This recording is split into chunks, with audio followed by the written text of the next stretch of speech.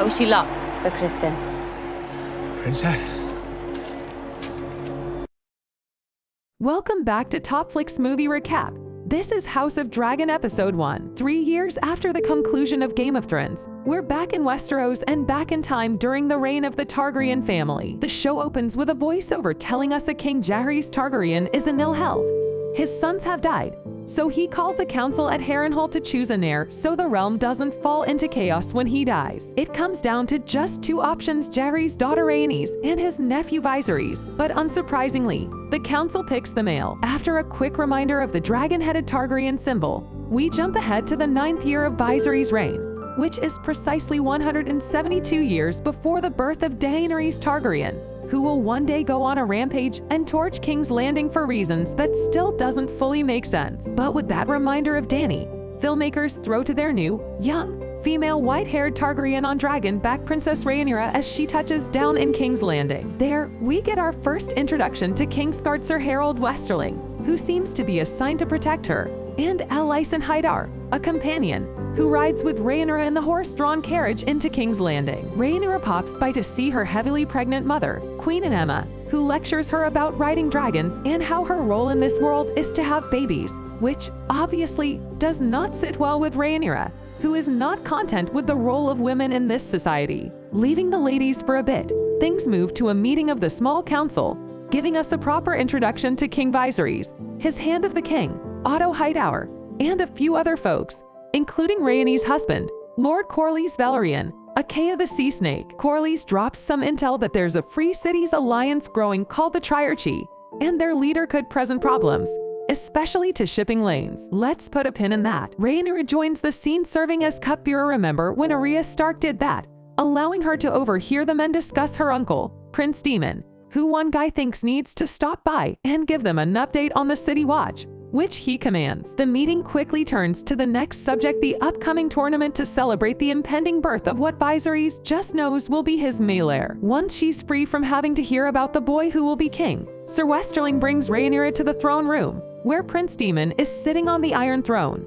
Because clearly, Daemon is a boundary-pushing kind of guy. Uncle and niece chat in High Valyrian. They're both dragon riders, and share this special language connection as well, and in a kind of creepy moment, he has her turn around as he puts a necklace on her made of Valyrian steel, giving them another special connection. Now you and I both own a small piece of our ancestry, Daemon says. Back to King Viserys. With his shirt pulled up, Viserys' back is now being looked over by some masters, who are tending to a disgusting, pus-filled wound. It's not responding to treatment, something Hightower tells the main master to keep quiet, and plans are made to cauterize it at some point. Health check over.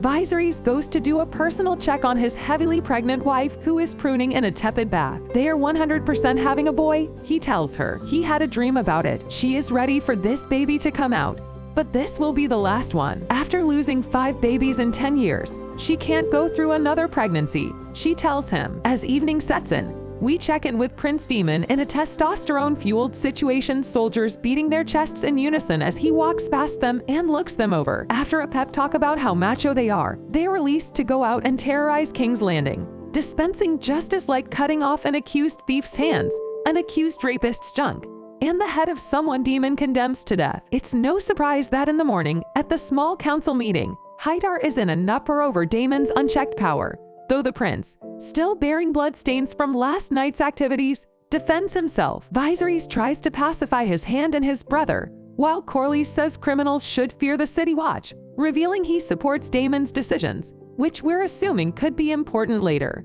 Before Viserys tells his brother to enforce the laws, but not go on a rampage again, Otto and Daemon get into it, with Hightower bringing up Daemon's wife, whom he ignores, and who is in the Vale. Daemon pokes the bear by mentioning Hightower was recently widowed. Daemon tries to console himself after the meeting by having sex with pleasure housewoman Mysaria, but the sizzle dies, despite her reminding him he is powerful and the rider of that wild, unpredictable dragon Caraxes. The next day, it's finally time for the big action of the episode, the tournament to celebrate the hasn't-happened-yet birth of the presumed next heir to the Iron Throne. Baratheon's joust. We hear the mention of some Tarly squire, and Baratheon's joust again, and get knocked down by a nobody named Sir Criston Cole. Princess Rhaenyra takes notice of the young man. For the second round of jousting, Prince Daemon comes in with his dragon-winged fancy helmet peacocking and chooses which rider he wants to joust first. Since we know he's a button-pushing kind of guy, he picks Otto Hightower's eldest son. Alicent,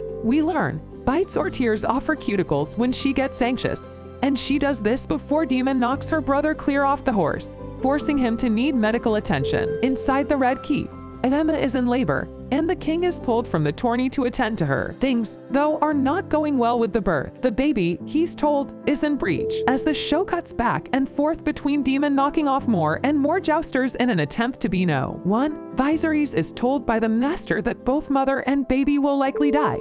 But there is another option that might be able to save the child. While Viserys ponders the impossible, Sir Criston faces off with Daemon. There's lots of slow-motion shots of the two men and their horses, while the king tells Aemma he loves her. His words frighten her, and with good reason, because they are about to perform a cesarean without anesthesia and without the ability to save her. The show then cuts back and forth between the jousting and the procedure to bring out the baby. Daemon stands in front of the crowd after seemingly defeating Sir Criston, thinking he's won. And just as Viserys' baby is brought from the dying Aemma's womb, the baby that will move ahead of Daemon in the line of succession. But then, back at the joust, Criston takes Daemon out and forces him to yield. We then learn that the king's newborn is indeed a son, so Daemon is not the heir anymore. So a parallel to the joust with Criston. Viserys names the baby Balon Targaryen. Sadly, though, the next scene is a cliffside funeral, with Aemma's body atop a funeral pyre and a smaller body the baby's next to her. In a moment where he comes across as concerned,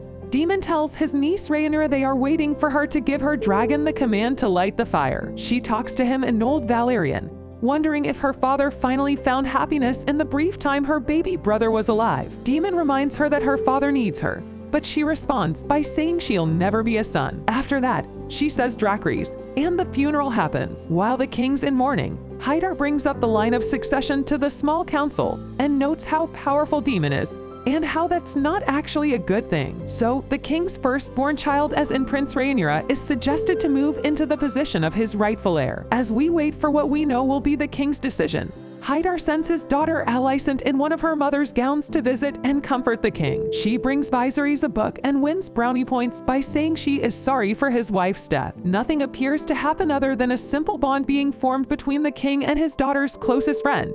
But clearly there's more to come, especially with her father Otto pushing things. Daemon spends his own evening in a pleasure house, drinking and sulking, something Hightower brings up to the small council the next day. But the hand of the king also has intel on something shocking Daemon said when toasting his late nephew in the pleasure house. He called him the heir for a day. That comment outrages Viserys, who demands his brother report before him in the throne room. Viserys calls his brother out for the comment. Daemon replies, "We all mourn in our own way," and the two have a heated argument. Daemon's mad his brother never made him hand of the king. He thinks Hightower doesn't protect his brother, and the council preys on Viserys because the king is weak. Viserys responds by saying he's naming a new heir and sending Daemon back to the Vale and his wife. And now we've reached the moment where Viserys is about to tell Rhaenyra she is going to be named his rightful heir. They have a discussion about how control of the dragons, which gives the Targaryens their power, is an illusion before he reveals he has a secret that is passed down to everyone who becomes king. King Aegon,